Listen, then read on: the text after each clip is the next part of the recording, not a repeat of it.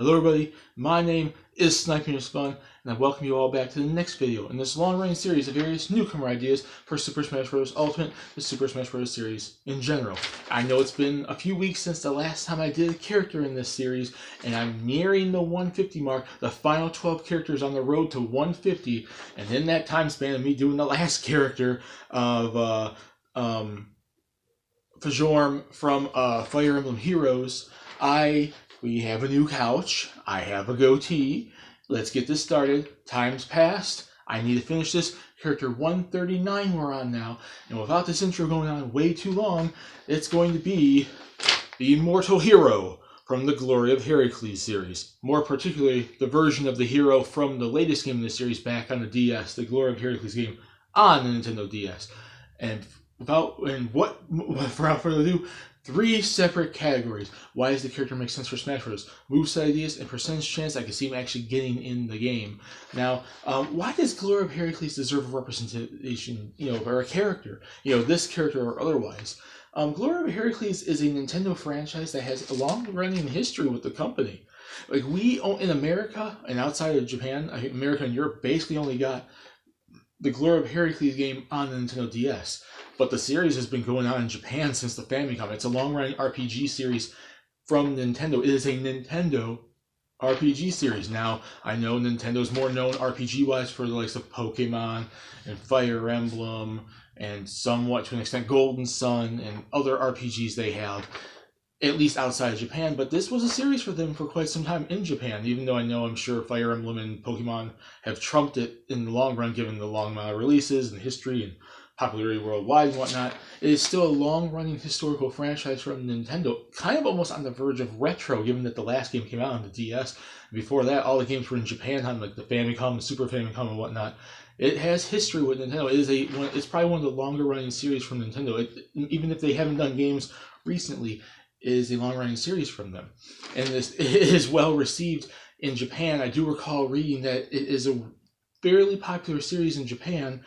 And a character from it could be very diverse. It's basically a bunch of like mythological, like Greek mythology type characters. And I know we have, Kid Icarus representing that already, and we have 3 characters from that with Dark Pit, Palutena, and basically them representing the gods of like Medusa and Hades and all these different like Greek mythology-esque characters. But a sister-esque, sibling-esque franchise that represents from Nintendo, that represents the same type of original material to pull from, I think would be kind of cool. Like, it's like that sister brother type series for Kid Icarus and Glory of Heracles, and I think a diverse moveset you can pull from godlike characters that are based off Greek mythology, I think would be kind of cool. Whether or not you pick the hero or one of the actual Greek mythology-esque characters from the series, you never know. But like I said, and I feel the series in general, it's old enough from Nintendo. It's a long-running history with Nintendo. It's pretty much an iconic, legendary, historical, classic franchise from Nintendo that has yet to be represented, I think, in Smash Bros. At all. I don't know if it has any stickers or trophies or music or anything, but it surely doesn't have a character yet, let alone a stage. I don't know about, like I said, I don't know about stickers, trophies, music, or whatnot, but I know it's never received a character or a stage. So, to my best ability, I know it's a series that's not yet represented in Smash Brothers. It's a long-running history, so it's an iconic retro-type franchise that still kind of gets games, that just hasn't got any games lately since the DS era, which a lot of Nintendo franchises haven't got games the last couple generations, so it's join the party kind of thing.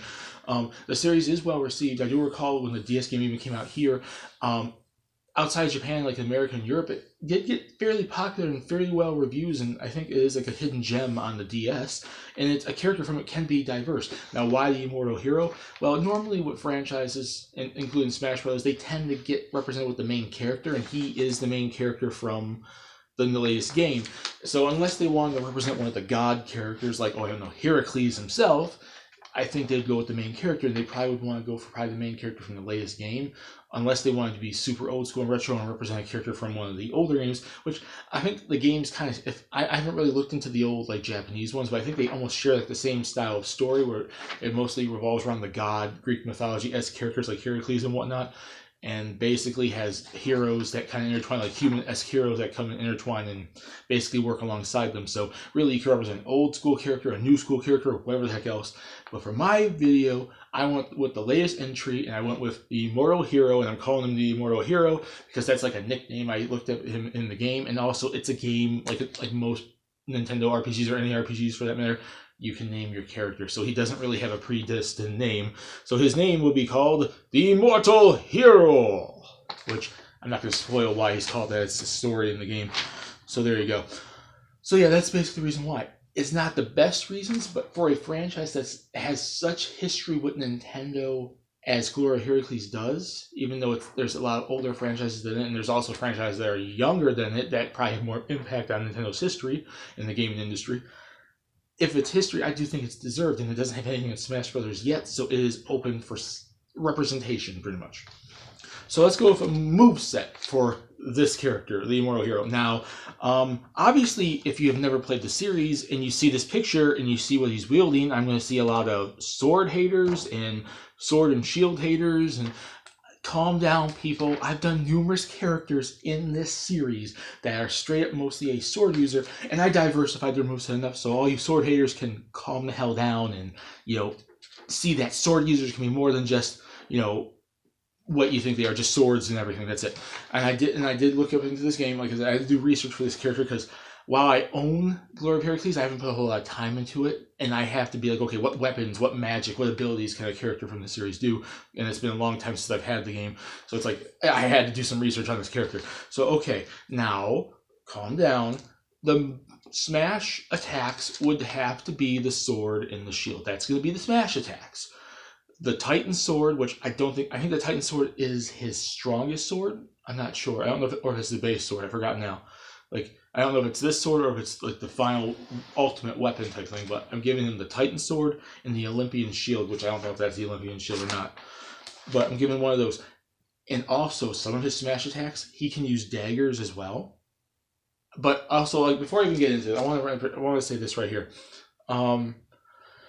I am giving him some weapons that he doesn't particularly use, but his party members do too, which is not far off from what Sakurai has done with certain characters in the game. He's usually given characters he's represented in the game stuff that they don't particularly do in their game of origin, but characters from their game of origin do. So he represents multiple characters in that said character's moveset, so he represents the game as a whole and kind of stuff. So you're going to see some of that stuff too. But yes, he does use daggers, and instead of giving him a basic dagger, because at this point we're going to get a little knife for pretty much Joker on the DLC, I don't want it to be straight up just a dagger. I'm giving him the flame dagger, so he can do flame damage. So when he pulls out the dagger, it's going to be on fire. He's like, oh yeah, and the person gets burned for a minute, and maybe gets some sort of burn damage or something. I don't know.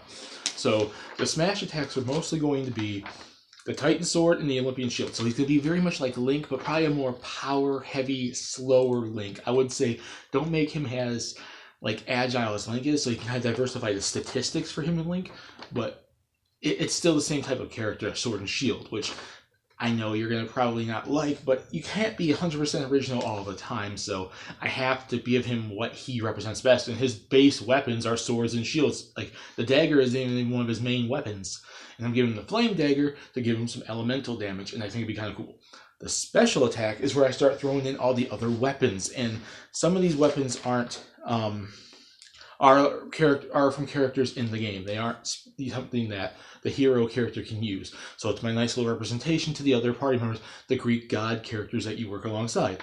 And the special attacks, I'm splitting up into two separate categories. There's weapons, and then there's magic. He can use magic. All the characters in the game have the ability to grant themselves magic. But weapons, he's able to use the Captain Spear. He's able to use Spear, so I picked the Captain Spear because that's kind of, I think, an iconic weapon in it, and that's a weapon he can use too. He uses spears, so he could probably just pull out a spear and stab you, or he could use it as a javelin and throw it. Either or, I think that'd be kind of cool. So it makes the spear both a ranged weapon and a close range weapon. A far range, long range, and a close range. He can use Hades' Scythe, which he can't use scythes, but Eris can use scythes. So him to pull out a scythe and do a small scythe attack would be kind of cool. Now, I know I made Hal, the character for Fire Emblem Heroes, straight up just a scythe user, but this is going to be one singular attack where he just pulls out a scythe and just maybe he does a little uppercut slash or a downward slash kind of thing. Obviously with a scythe you have to kind of go at an angle at some point. You can't just jab at him because you're not going to hit him with the scythe part. So yeah, Hades' Scythe will be one of his special attacks. he can use the Spartan bow, which is basically Axios and Lucos. Like, he can't use a bow, but these two characters can, which makes him a little bit more like a Greek version of Link, which is what I kind of came up with his moveset. So he basically is a slightly more varied Link, just not with bombs and a boomerang, but more Greek mythology-esque magic. And I know that's not fully original, but I want to represent the series, but also be diverse enough not to make him just a sword user, but then he's kind of like Link. So yeah, just calm down, people. And he can use a Storm Axe, which is basically Heracles' weapon. So basically, before I even get to the magic part, his smash attack is all sword and shield with a flame dagger. His special attacks, he can pull out a spear and javelin throw it or stab you. He can use a scythe, he can use a bow, and he can use an axe. To be realistic, he probably wouldn't be able to use all of them. So if I have to pick maybe, let's be realistic here, 2. I would say the spear because that's his actual weapon.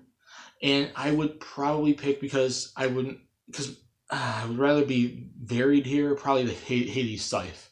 I probably would drop the Storm Axe if I had to limit it, and I probably would drop the Spartan Bow. But if I can do 3, it'd be the Spear, the Scythe, and the Bow. Because I think picking all 4 weapons is a little bit unrealistic, but these are options. I'm not saying I'm doing a full-fledged moveset for button input, but what could possibly be a moveset? And I've said that multiple times with numerous characters on this list. When I talked about like the Doomslayer, I picked like 50 billion weapons, and I said, okay, if they had to limit it, which they would, it'd be about maybe these 4 to 6 weapons. These 4 to 6 guns. So I've given options and then picked what I think they would pick. So if they had to limit it, I'd definitely pick the Spear because he actually uses spears in the game. I'd pick Hades' Scythe because we don't have a Scythe character yet. And I'd probably pick the Bow to give him a ranged weapon. There you go. Now he can use magic.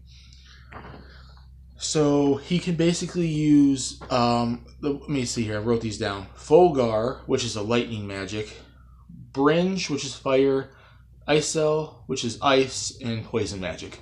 I would say, okay, if I have to limit this to, okay, he can use 3 magic and 3 weapons. He can use the Captain's Spear, the Spartan Bow, and Hades' Scythe. And for magic, I'll drop the poison because we really don't need poison damage. And he has fire, ice, and lightning. And it's normally Fulg, Bringe, and ice. So he just shoot out the ice magic. He's granted the magic by the Greek gods, so he can do that. Or he could charge them, and that's what Fulgur is.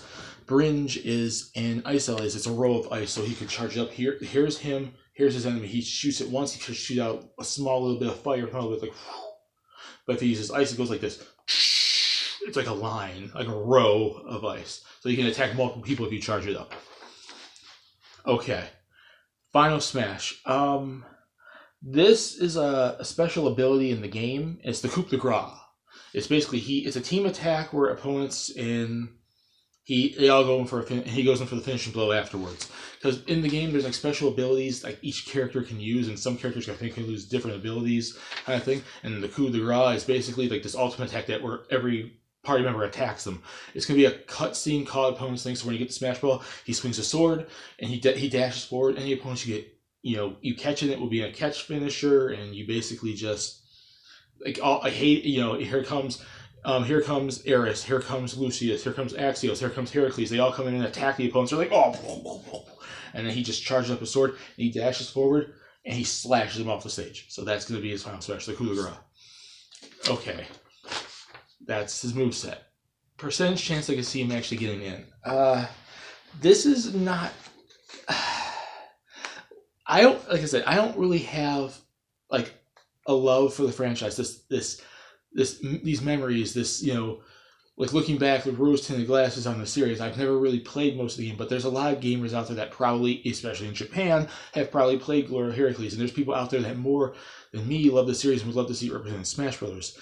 I would love to see it represented in Smash Brothers because I just want to see multiple series represented. I want to see Nintendo's history, gaming as a whole, history represented in Smash Brothers. But at the same time, given that this series is mostly only popular in Japan, which hasn't hurt franchises before, but I'm going to say possibly could hurt certain inclusions, especially from Nintendo. And the last game hasn't been seen since the DS, and I think this is around 2009, 10 when this game came out. We haven't seen the Glory Heracles game since. His chances are very low unless Nintendo makes a new Glory Heracles game, maybe on the Switch in the next year or two.